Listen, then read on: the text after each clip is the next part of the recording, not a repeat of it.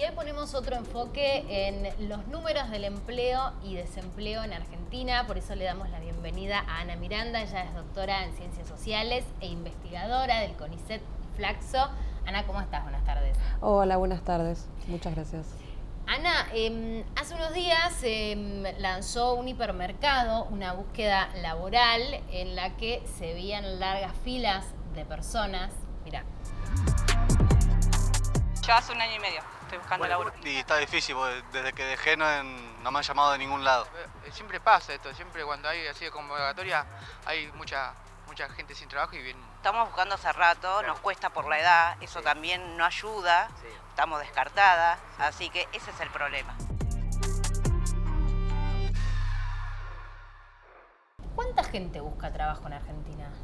Bueno, actualmente la gente que busca trabajo en la Argentina podemos observarla de distintas maneras. Podemos verla a través de la tasa de desocupación abierta, que hoy día en nuestro país alcanza alrededor del 7% de la fuerza laboral activa, pero pensemos también que es una cifra baja en comparación con otros periodos de crisis, por ejemplo en los años 90 o la crisis en 2001, 2002, donde por ejemplo la tasa de desocupación estaba en el 22% de la fuerza activa. O sea, hoy día tenemos una tasa estabilizada porque ya son varios trimestres que vienen midiendo así y bueno, podemos ver que esa porción de población busca activamente trabajo y al mismo tiempo podemos ver alguna población también que busca empleo, que se conoce como ocupada demandante. Y esto quiere decir que a pesar de tener una ocupación, busca activamente otra. Con todo ese conglomerado estamos hablando aproximadamente del 15% de la fuerza laboral activa.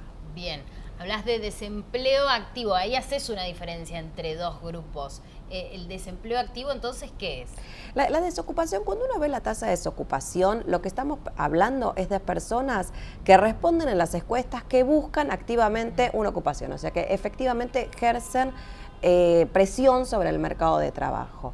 Aquellas otras personas que no están en esta categoría y no trabajan, están en una categoría que se denomina inactividad y que engloba distintos tipos de situaciones, ¿no? Situaciones, por ejemplo, de alguna discapacidad temporal o algún accidente, situaciones de inactividad general o inclusive también muchas veces sabemos que engloba trabajo encubierto, sobre todo relacionado con el cuidado, digamos, con el trabajo de cuidado, reproducción de la vida, que muchas veces en las encuestas de hogares queda invisibilizado, pero que efectivamente corresponde con una actividad de mucho trabajo y las mujeres lo sabemos bien. Claro, ahí me das el pie porque el INDEC muestra estos cuadros que hablan de un 43,3% de tasa de empleo y un 6,7% de desocupación, que es casi lo que vos nombrabas, el 7%. En el medio hay un 50% de la población, que son estos que vos mencionabas.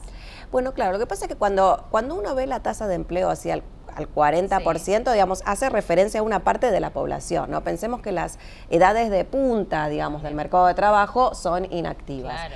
Hasta los 18 años sería deseable que ninguna persona trabaje, digamos, y así, bueno, lo propone la OIT, lo propone también las leyes argentinas, como es en sus distintas, digamos,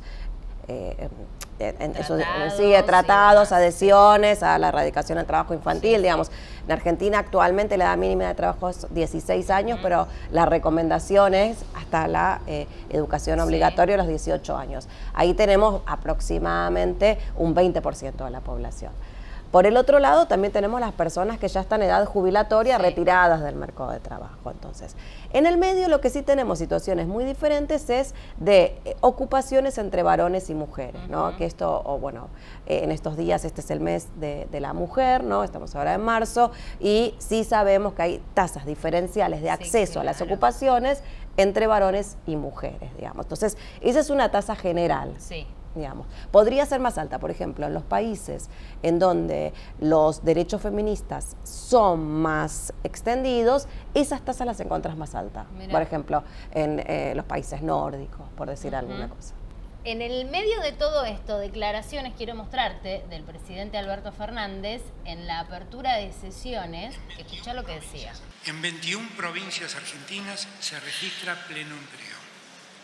Durante el 2022 se verificaron más de 13 millones de empleos registrados, el nivel más alto de la serie iniciada en el año 2012. con las tasas de actividad y empleo femenino más altas y las tasas más bajas de desempleo desde el año 2004.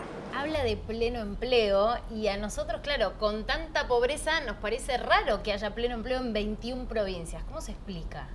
Bueno, si uno ve exactamente lo que dicen las cifras están marcando esto, digamos, una situación de pleno empleo en general. Se habla de una situación de una desocupación que va entre el 5 y el 6% y que se supone en estos casos es friccional, corresponde solamente a situaciones de cambio de trabajo, etcétera.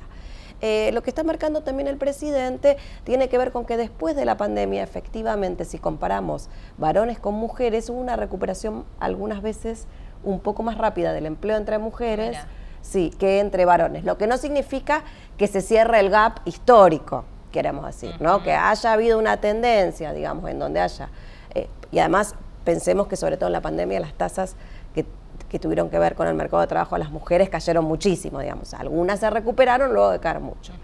Ahora, otra situación tiene que ver con que el diagnóstico del mercado argentino hoy o del mercado de trabajo argentino hoy no se compone solamente con las cifras que nos dejan las encuestas de hogares.